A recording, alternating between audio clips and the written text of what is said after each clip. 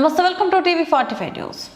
విజయనగరం జిల్లా ఏస్కోట నియోజకవర్గంలో 41,144 మంది రైతులకు గాను 26,98,00,000 రూపాయల నిధులు జమ కానున్నాయని ఏస్కోట శాసనసభ్యురాలు శ్రీమతి కోళ్ల లలిత కుమార్ తెలిపారు. వేపాడ మండల కేంద్రంలో గల స్థానిక తహసీల్దార్ వారి కార్యాలయంలో ఏర్పాటు చేసి అన్నదాత సుఖీభవ పీఎం కిసాన్ 2025-26కి సంబంధించి రెండవ విడత నిధులు పంపిణీ కార్యక్రమంలో పాల్గొనడం జరిగింది. అనంతరం కలెక్టర్ రామ్ సుందర్ రెడ్డి గారితో కలిసి ధాన్యం కొనుగోలు కేంద్రాన్ని ఎమ్మెల్యే ప్రారంభించారు. రైతుల ఖాతాలో 3,135 కోట్ల నిధులు జమ చేస్తున్నామని తెలిపారు. ఇది రైతు శ్రేయస్సు పట్ల కూటమి ప్రభుత్వానికి ఉన్న నిబద్ధతకు నిదర్శనమని తెలిపారు. కలెక్టర్ రామ్ సుందర్ రెడ్డి గారితో కలిసి వ్యవసాయ సేంద్రియ ఎరువులను పరిశీలించడం జరిగింది. రైతులకు అండగా కూటమి ప్రభుత్వం నిలుస్తుందని, ధాన్యం కొనుగోలులో ప్రత్యేక శ్రద్ధ తీసుకుంటామని తెలిపారు. ఎస్కోట మండలంలో 8,973 మంది రైతులకు గాను 5.88 కోట్ల నిధులు జమ.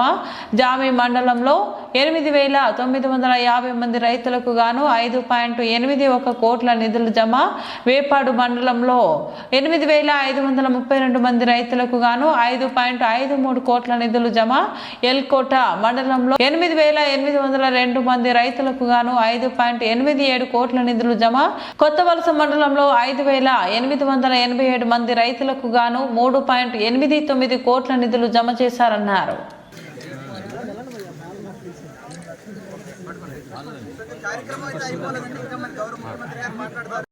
వ్యవసాయ గౌరవ కూడా సభ్యులు సాధువులు ఇప్పటి వరకు ఈ పథకం కింద దేశంలోని చిన్న రైతులు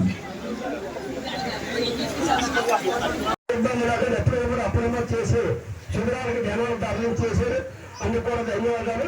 అలాగే ఇప్పుడు రేపు రాబోయే మన ఈ వేదిక నుండి మేము దేశంలోని రైతులకు పీఎం కిసాన్ సమ్మాన్ నిధి యొక్క తదుపరి విడతను విడుదల చేశాము.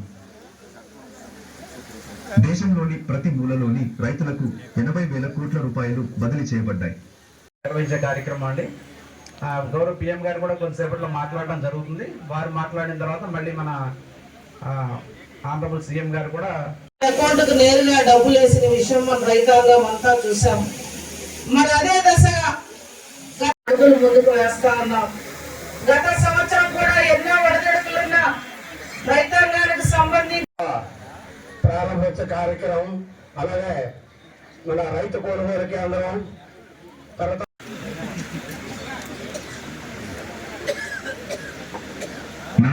సత్ర నేరం అంటే మునాబు. ఈ పథకాన్ని దేశ వ్యాపార మన అందరికీ తెలుసు. రాష్ట్రం అనేక ఒడిదుడుకుల్లో ఉన్నాం. అయినా సరే చంద్రబాబు గారి నేతృత్వంలో ఆయన యొక్క మేధావితత్వంతో ఈ రాష్ట్రాన్ని మళ్ళా సుపరిపాలనకు తొడి అడుగులు వేయిస్తూ అన్ని శాఖల్లో కూడా ప్రతి ఒక్క ప్రజలకి చేయూత సహాయ సహకారాలు అందిస్తూ ఇవాళ రాష్ట్రాన్ని మరలా అభివృద్ధి బాటలో ముందుకు మనం పయనిస్తున్న విషయం కూడా మనం అందరం కూడా చూస్తూ ఉన్నాం. కూటమి ప్రభుత్వం వచ్చి 17 నెలల కాలం కావస్తా ఉంది. మన అందరికీ తెలుసు, గత ప్రభుత్వ అనేక ఒడిదుడుకుల ఇబ్బందుల్లో కూటమి ప్రభుత్వాన్ని 2024 ముందుకు నడిపించడం జరిగింది రాష్ట్ర ప్రజలంతా. మరి అదే దశగా నమ్మకాన్ని నిలబెట్టుకుంటూ కేంద్ర ప్రభుత్వ సహకారంతో నరేంద్ర ముందుకు నడిపిస్తున్న విషయం మనం అందరం చూస్తున్నాం. మరి ఇవాళ సూపర్ 6 లో పథకాలలో మహిళలకి వైట్ కార్డు ఉన్న మహిళలకు ఉచిత గ్యాస్ బండ్లు అందించగలుగుతా ఉన్నాం. స్త్రీ శక్తి పథకం ద్వారా ఉచిత బస్ సౌకర్యం కల్పించగలిగాం. మెగా డిఎస్సి ద్వారా సుమారు 17,000 డిఎస్సి ఉద్యోగ అవకాశాలు యువతకి అందించగలిగాం. అదేవిధంగా తల్లికి వందనం ప్రోగ్రాం ద్వారా చదువుకుంటున్న విద్యార్థులకు తల్లి అకౌంట్కే 15,000 రూపాయలు నేరుగా వేసి ప్రాథమిక విద్యని ప్రోత్సహిస్తూ ముందుకు వెళ్ళగలుగుతా ఉన్నాం. మరి అదే విధంగా ఈనాడు అన్నదాత సుఖీభవ ద్వారా రైతాంగాన్ని ఆదుకోగలుగుతా ఉన్నాం. అన్నం పెట్టే రైతన్న దేశానికి, రాష్ట్రానికి కుటుంబాలకి గ్రామాలకు పట్టుకొమ్మలు. అటువంటి రైతాంగం బాగుండాలి. మన రైతుల్ని ఆర్థికంగా కష్టాల్లో తోడుండాలని ఈనాటి కేంద్ర రాష్ట్ర ప్రభుత్వాల ఆలోచన. పిఎం కిసాన్ ద్వారా, అన్నదాత సుఖీభవ ద్వారా సంవత్సరానికి 20,000 రూపాయలు ప్రతి సంవత్సరం కూడా మరి రైతుల అకౌంట్కే నేరుగా వ్యవసాయ ఖర్చుల నిమిత్తం ఆ సమయంలో వేస్తామని మాట ఇవ్వడం జరిగింది. మరి అదే దశగా మొదటగా రాష్ట్రంలో మనం సుమారు కేంద్ర రాష్ట్ర ప్రభుత్వాలు కలిపి 3,120 కోట్ల రూపాయలు గత ఆగస్టులో ఇవ్వడం జరిగింది. మరి అదే విధంగా ఈనాడు కూడా కోతలకు ముందు సమయంలో రైతులకు కొంత ఊరట కలిగించాలని ఈనాటి కేంద్ర రాష్ట్ర ప్రభుత్వాలు కిసాన్ అన్నదాత ద్వారా మళ్ళా 7,000 రూపాయలు రైతుల అకౌంట్కే నేరుగా ఇవాళ 7,000 రూపాయలు మళ్ళా 3,200 కోట్ల రూపాయల చిల్లర అకౌంట్స్ ని వేయగలుగుతా ఉన్నాం. ముందు జనరేషన్ లో చూసుకుంటే మా నాన్న వాళ్ళ తరంలో కూడా చూసుకుంటే ఒక బస్తా వేస్తున్నాం యూరియా అని అనుకునేవాళ్ళం. ఇప్పుడు చూస్తే 2 బస్తాలు 3 బస్తాలు పోటాపోటీగా వేస్తున్నాం యూరియా వేసినంత మాత్రం దిగుబడి రాదు. ఏదైతే మనకు పంటకు అవసరం, ఎంత అవసరమో అంతే వేసుకోవాలి. ఎక్కువ 20,000 రూపాయలు ప్రతి కుటుంబానికి పిఎం కిసాన్ ప్రోగ్రాంతో ఇంటిగ్రేట్ చేసుకుంటూ ప్రతి కుటుంబానికి కూడా 20,000 రూపాయలు 3 విడతలుగా ఇవ్వడానికి ఒక డిసిషన్ తీసుకోబడింది. ఎందుకు 3 విడతలుగా ఇస్తున్నారు? మన ఖరీఫ్లో మనకు పెట్టుబడి అవసరం అవుతుంది. సో అప్పుడు మనకు 5,000 రూపాయలు రాష్ట్ర ప్రభుత్వం, 2,000 రూపాయలు పిఎం కిసాన్ కింద గవర్నమెంట్ ఆఫ్ ఇండియా ఇస్తే 7,000 రూపాయలు మనకు మన ఖరీఫ్ అంటే ఇప్పుడు ఏదైతే మనము దిగుబడి వచ్చిందో పంట ఆ సీజన్కి సంబంధించి మనకు ఇన్పుట్ కింద ఇవ్వడం జరుగుతుంది. ఆ తర్వాత రబీకి కూడా మనకు కావాల్సినప్పుడు ఈ సీజన్లో మనకు నవంబర్ నెలలో మళ్ళీ మనకు 5,000 government of AP, 2,000 PM Kisan కింద గవర్నమెంట్ ఆఫ్ ఇండియా, మొత్తం 7,000 రూపాయలు ఇప్పుడు ఇవ్వడం జరుగుతుంది. ఇది అయిపోయిన తర్వాత మళ్ళీ మనకు సమ్మర్లో దొడ్డు తినుకోవాల్సిన అవసరం ఉంటుంది.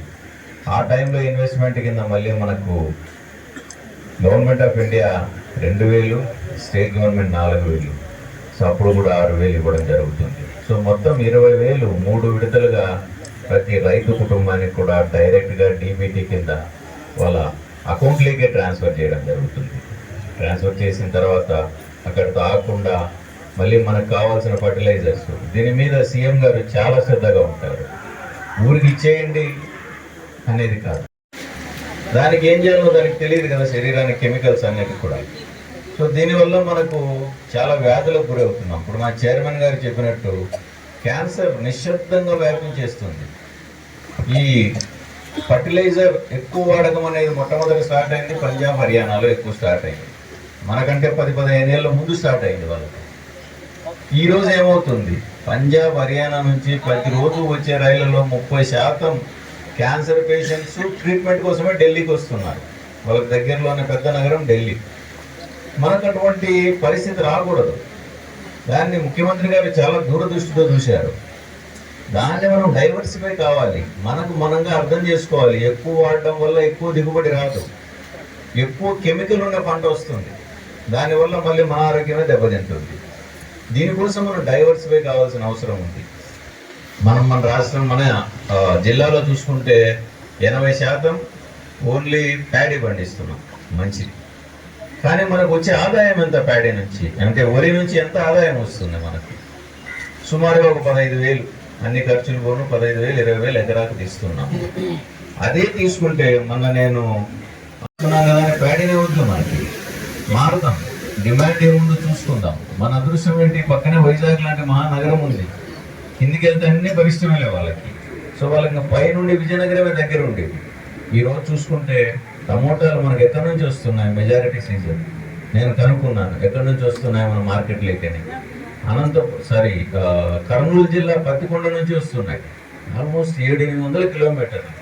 అక్కడ రైతుకి ఏమైనా వెళ్తుందంటే 5-6 రూపాయలు 10 రూపాయలతో కొనుక్కొని వచ్చి ఇక్కడ 60 రూపాయలు అయిపోతున్నాయి.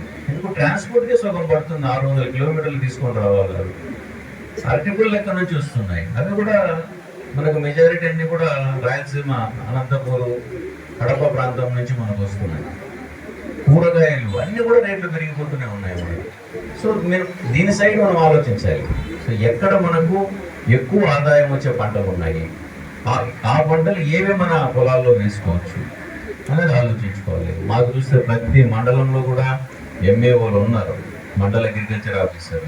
ప్రతి గ్రామంలో కూడా మనకు సచివాలయాల్లో మనకి విలేజ్ అగ్రికల్చర్ అసిస్టెంట్స్ ఉన్నారు. మీరు వెళ్ళి వాళ్ళతో మాట్లాడండి, మా పొలాల్లో ఏం వేసుకోవచ్చు, ఏం వేసుకుంటే మాకు ఎక్కువ ఆదాయం వస్తుంది. వాళ్ళంతా కూడా సిద్ధంగా ఉన్నారు. మీరు కొంచెం ఇంట్రెస్ట్ తీసుకొని ఒక అడుగు ముందుకేస్తే మా వాళ్ళు కూడా 2 అడుగులు ముందుకేసి మీకు సాయం చేస్తారు. సో ఇది గమనించి మీరంతా కూడా మార్పు కోసం ఒక నాంది పలికి మన విజయనగరం కూడా జిల్లా కూడా కోస్తా జిల్లా అవుతుందంటే ఎక్కడ కూడా మనకు ఇన్కమ్ తగ్గదు అని నిరూపించాలి నెక్స్ట్ 20 ఏళ్లలో. ఈ విధంగా మనమంతా ఆలోచిస్తారని మిమ్మల్ని అందరినీ ప్రార్థిస్తూ ఈ అవకాశం ఇచ్చిన పెద్దలందరికీ ధన్యవాదాలు.